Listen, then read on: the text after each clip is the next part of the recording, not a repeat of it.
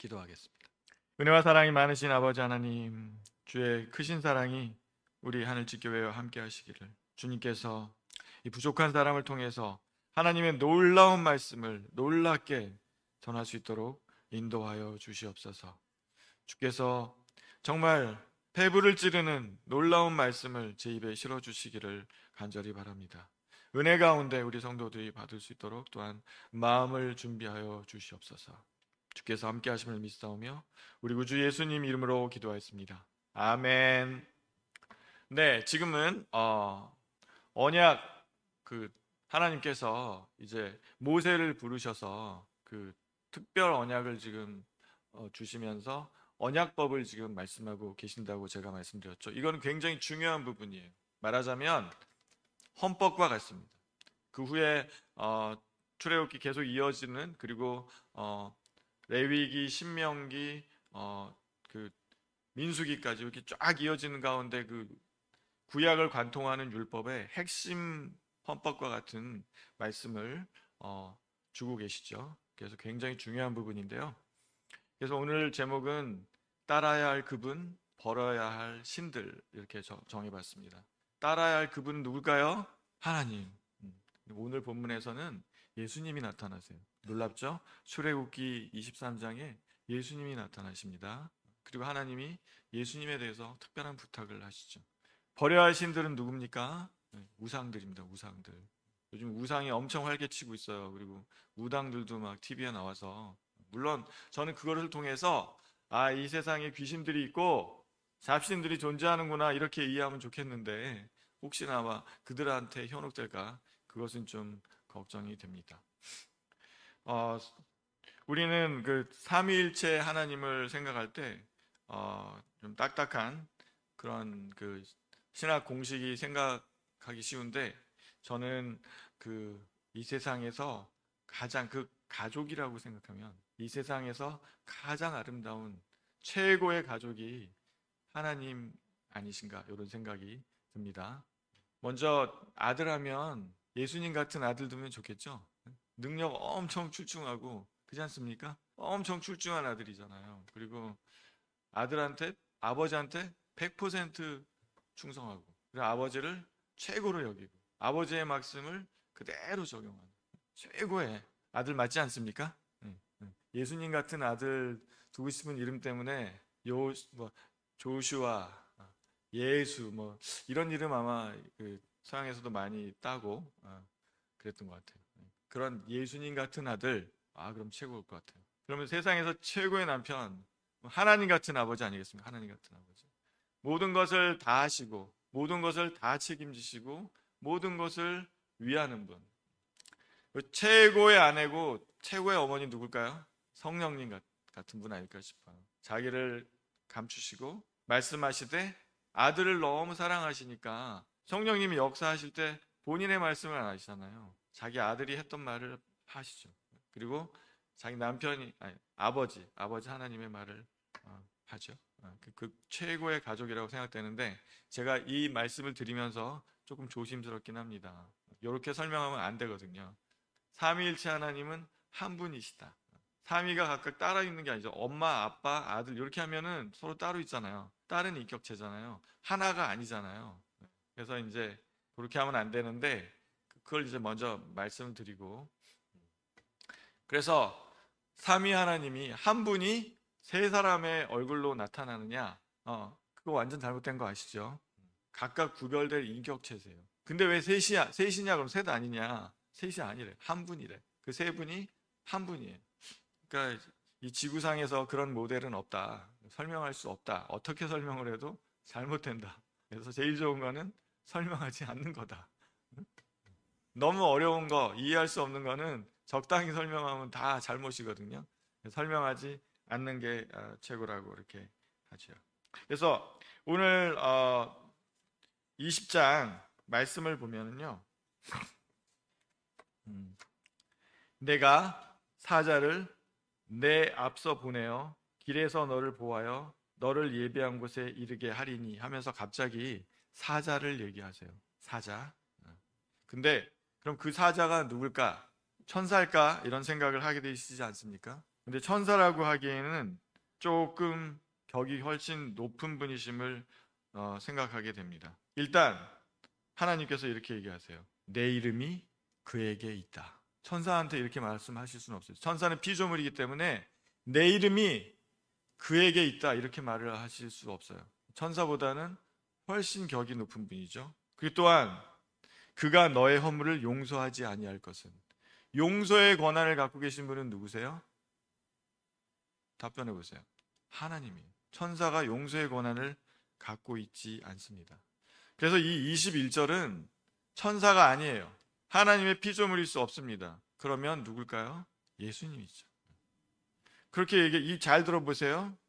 아버지가 사람들한테 아들 부탁하는 거 비슷해요. 여기 이렇게 말씀하세요. 너희는 삼가 그의 목소리를 청종하고. 하나님이 이렇게 말씀하시는 거야. 너희들 이분 말 잘 들어. 이렇게 얘기합니다.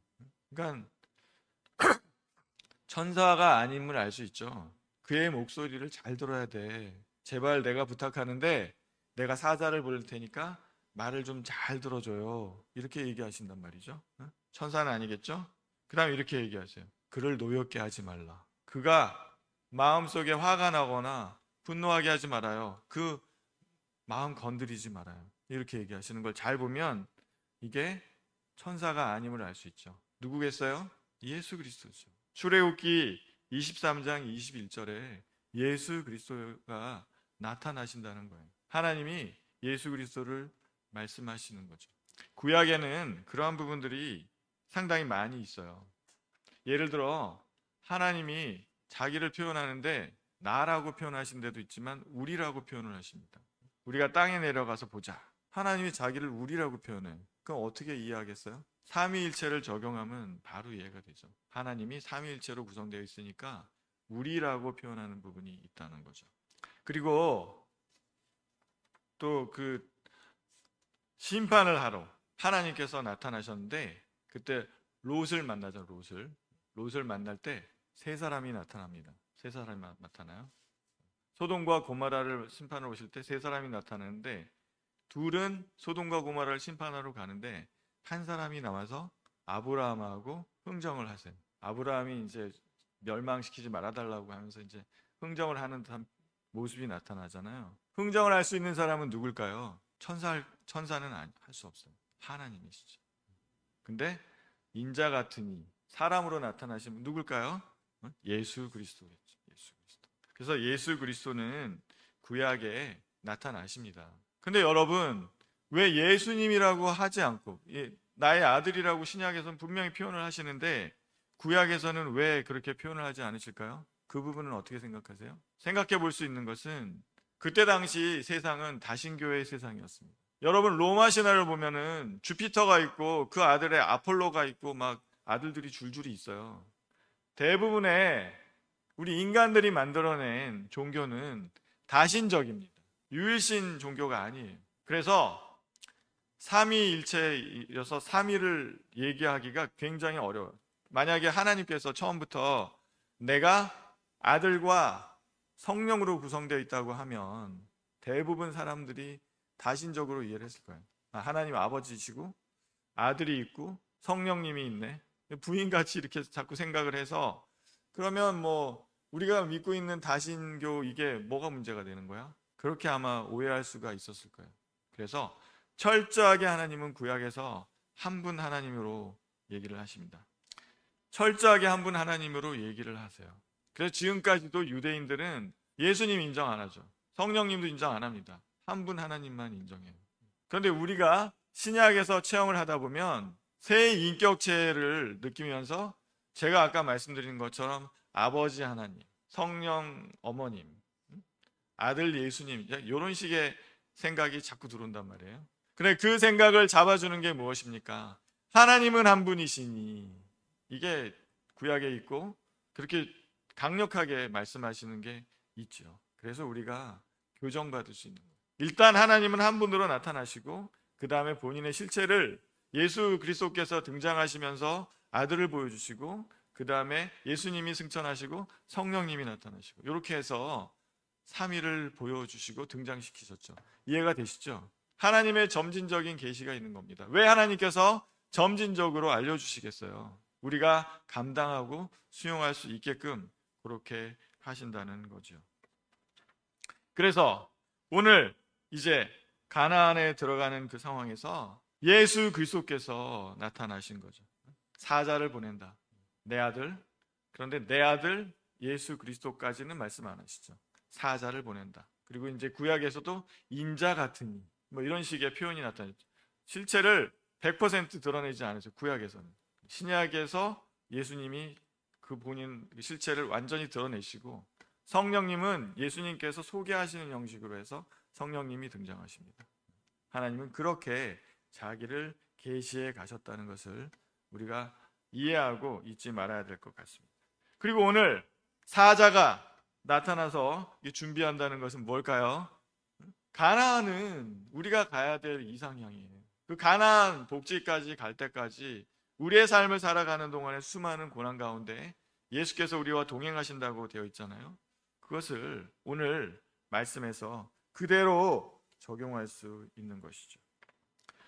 그러면 오늘 그분이 나타나신다, 사자가 나타나신다고 말씀을 하시고 23절에 보면은 무서운 말씀을 하시죠. 내 사자가 내 앞에 가서 너를 아모리 사람과 헷 사람과 브리스 사람과 가나안 사람과 히위 사람과 여부스 사람에게 인도하다. 여러분, 요즘에 킬러 드라마 많이 나오더라고요. 텔레비에 보면 킬러 드라마 나와요. 킬러들이 악당들에게 이름을 한 명 한 명 호명한다는 게 얼마나 섬뜩할까요? 그렇죠? 악당들 입장에서는 그 이름을 부른다는 것은 내가 너를 알고 있다는 뜻이죠.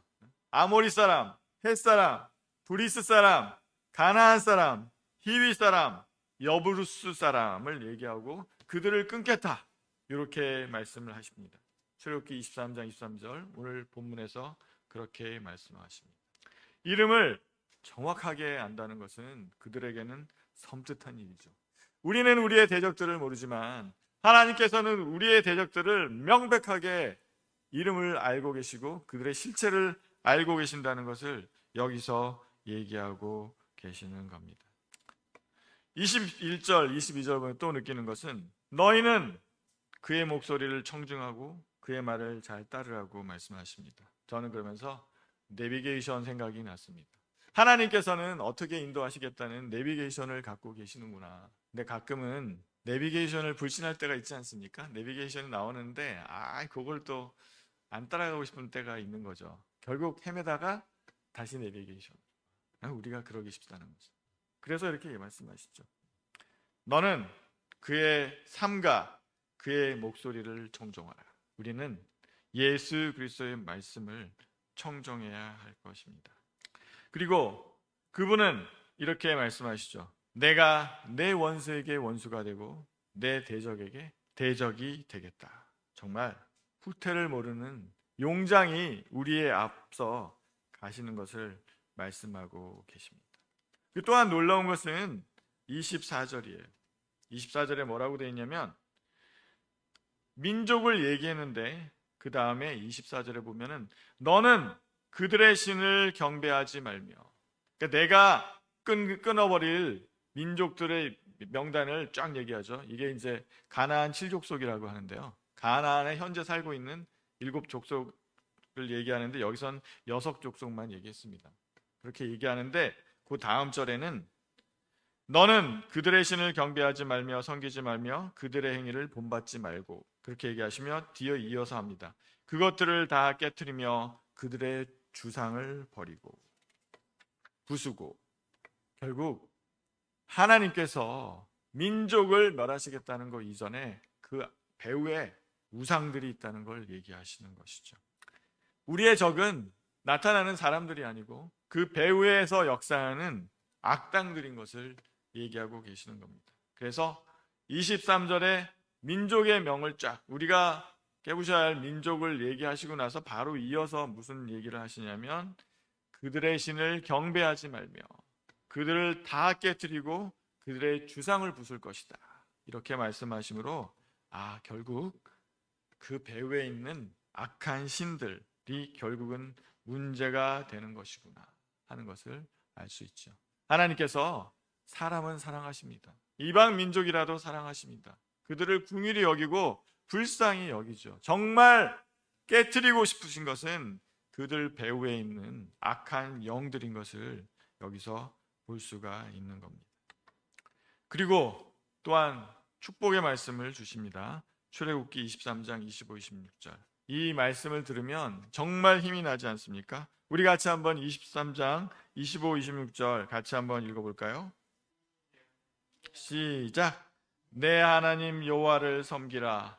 그리하면 여호와가 너의 양식과 물에 복을 내리고 너희 중에서 병을 제하리니 내 나라에 낙태하는 자가 없고 임신하지 못하는 자가 없을 것이다.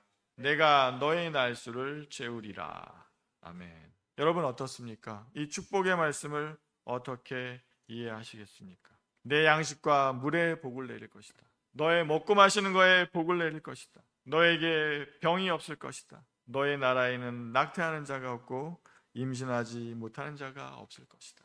하나님 나라에 낙태가 없고 임신하지 못하는 사람이 없다. 다 받아들여지십니까? 그랬으면 좋겠죠. 우리의 바람이죠. 근데 막상 실상은 그렇지 않잖아요. 교회 안에 우리 모두가 임신 잘하고 낙태가 없고 다 장수하고 무병장수하고 그러면 얼마나 좋겠습니까? 사실 저 이 말씀 부여잡고 많이 고민했습니다. 이 말씀은 무엇일까? 하나님 잘 믿으면 잘 먹고 잘 산다는 뜻인데 우리 왜 그렇지 못하지? 이런 생각을 하게 된 거예요. 무엇일까 이것은? 여러 가지 생각을 해보았는데요. 그 중에 한 것은 사실 그 가나안 족속들이 믿는 신들이 이런 복을 주겠다고 하고 있잖아요. 무병장수, 그 다음에 막 자손 번창. 이것이 가나안인들이 세상 사람들을 꼬시는 종교인데 하나님도 그렇게 하실 수 있다. 그런 걸 말씀해 주시는 것 같아요. 세상의 가짜 신들이 얘기하는 것보다 내가 이렇게 하겠다고 다짐하는 게 맞지 않겠느냐. 그러나 세상이 또 있는 거죠. 우리가 정말 하나님을 정말 잘 100% 따르고 청정하고 있는가? 그 부분을 생각하면 또 그러기 때문에 이렇게 100% 우리가 100% 잘 사는 건 또 아니지 않을까? 이런 생각을 또 하게 되고, 궁극적으로는 하나님의 나라에서 결국 이 말씀은 성취가 되죠. 천국에서 이 말씀은 성취가 됩니다. 그 또 한 가지, 이것을 영적으로 해석하면은 우리가 복음을 전하는 데 있어서 아무것도 열매를 맺지 못하는 것 같지만 결코 그렇지 않다. 토마스 목사님이 대동강가에서 목숨을 잃었는데 그걸로 끝날 것 같았지만 그 후에 그곳에 복음의 씨가 뿌려진 것을 보아라. 결국 낙태하는 자가 없고 임신하지 못하는 자가 없다는 것은 영적으로 생각하면 또 충분히 이해가 되는 것이죠. 이 악한 세상에서 하나님의 놀라운 의도를 갖고 계시지만 그것이 100% 이루어지고 있지는 않다. 그러나 하나님께서는 그런 의도를 갖고 계시고 그러한 세상을 만들어 가시기를 원하고 계신다. 그래서 세상의 신들이 주는 복과 세상의 신들이 꾸며내는 이러한 무병장수와 자손만대 번영하는 그 약속을 하나님도 하고 계시고 원하고 계신다는 것. 그러니 너희들 가나안 그 신들이 약속하는 그것에 현혹되지 말아라. 이렇게 말씀하시는 것 같아요.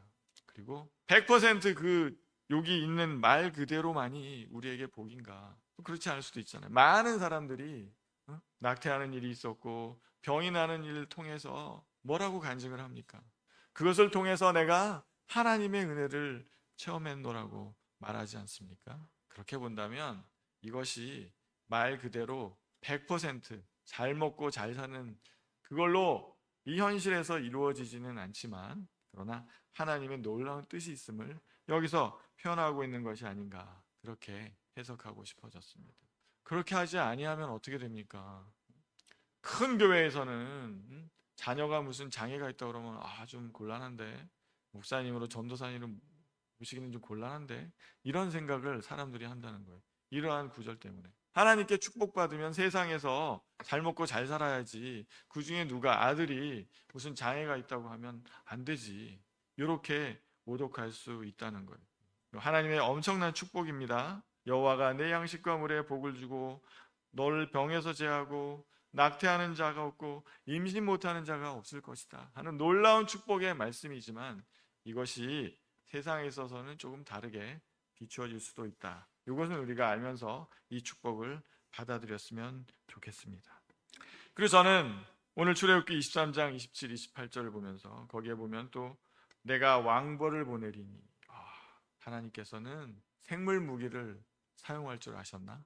이런 생각을 해보았습니다. 요즘에 고래나 무슨 이런 거를 이용해서 적진에 침투하고 적진을 탐색하고 벌레를 이용해서 적진을 공격하고 이런 얘기들 나오는 거 보셨습니까? 네. 하나님께서 출애굽기에서 그런 생각을 벌써 하셨나? 역시 우리 인간의 지혜라는 것이 하나님께로부터 오는구나. 저는 그런 생각을 하게 되었습니다. 하나님께서는 어떠한 방법을 사용하시든 내가 목적을 달성할 것이고 그것이 성취되게 하실 것이다. 이렇게 말씀을 하신 거죠. 그리고 또 재미있는 구절이 있습니다. 땅을 황폐하게 하되 너희들이 땅을 점령하게 하되 천천히 점령하게 하시겠다. 일거에 모든 땅을 전멸하게 하면 그 땅이 어떻게 되겠습니까? 황폐해지겠죠. 하루아침에 그 땅의 모든 사람들이 사라져버리면 그 황폐한 땅을 점령한들 무엇에 쓸모가 있겠습니까? 그래서 내가 천천히 땅을 점령해 가게 하겠다. 이렇게 말씀을 하시는 거지요. 여러분, 하나님께서는 이렇게 꼼꼼하게 챙기신다는 거.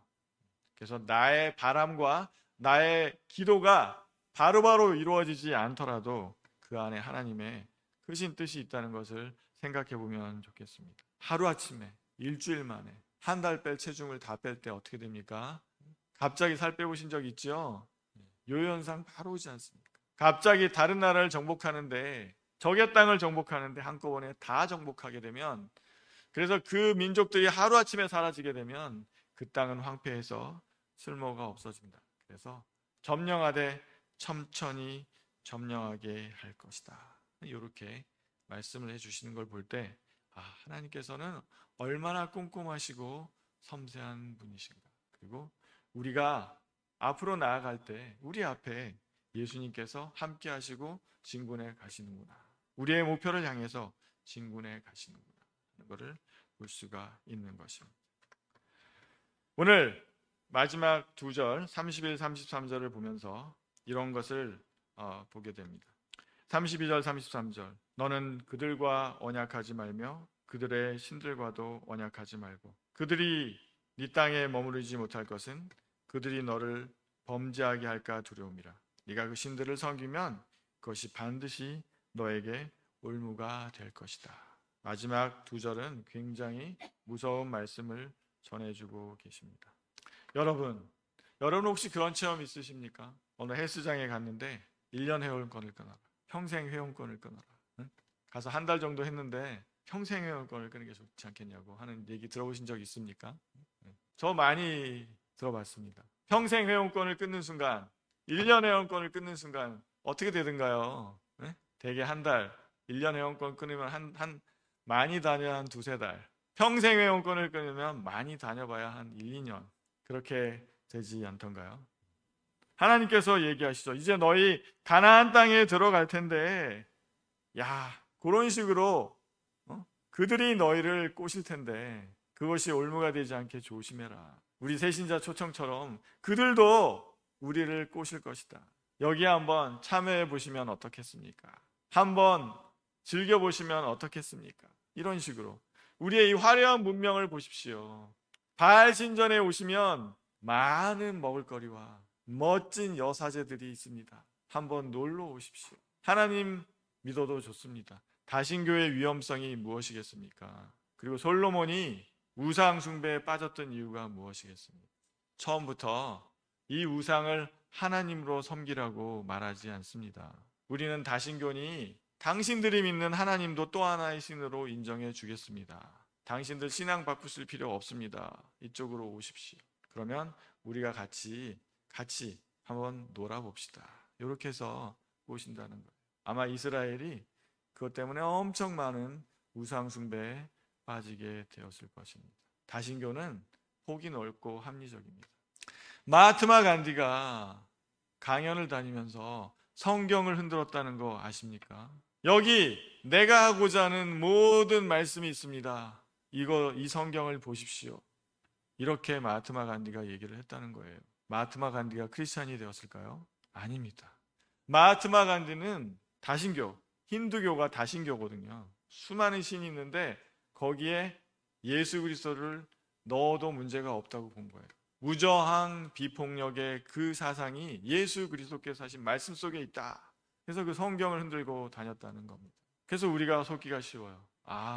힌두교가 훨씬 포용적이구나. 기독교도 좀 포용적이면 어떨까? 이런 생각을 할 수가 있는 것이죠. 저들도 우리를 포용해 주는데 우리도 저들을 포용해 주면 어떨까? 이렇게 생각을 하는 순간에 너희들은 나를 벗어나게 될 것이다. 반드시 올무가 될 것이다. 조심하라. 결론을 내려보겠습니다.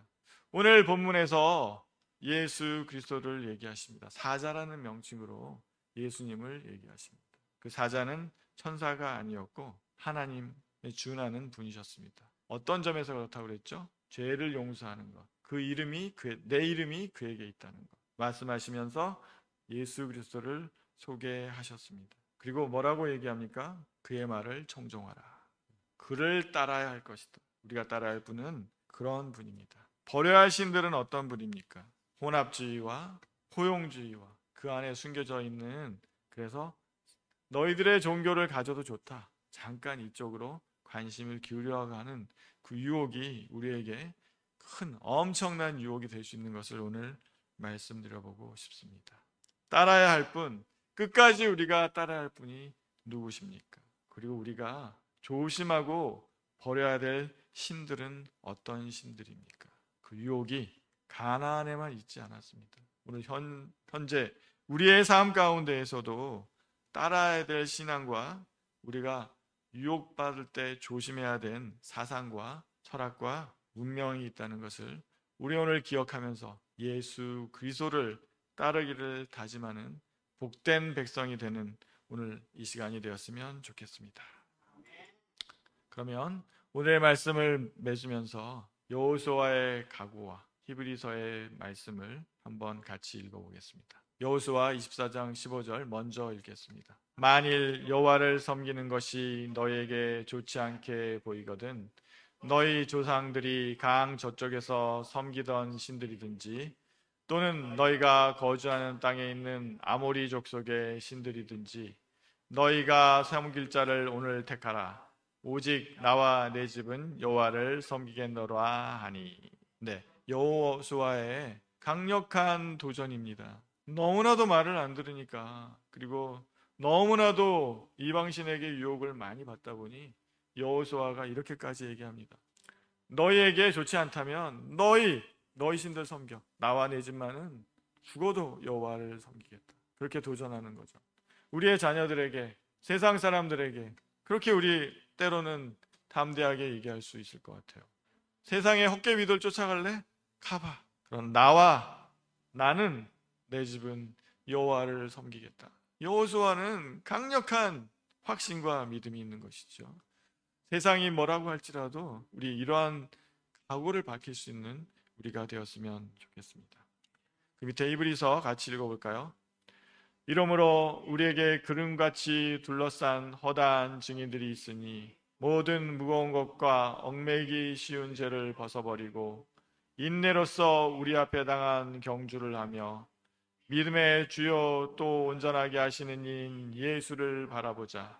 그는 그 앞에 있는 기쁨을 위하여 십자가를 참으사 부끄러움을 개의치 아니하시더니 하나님 보좌 우편에 앉으셨느니라.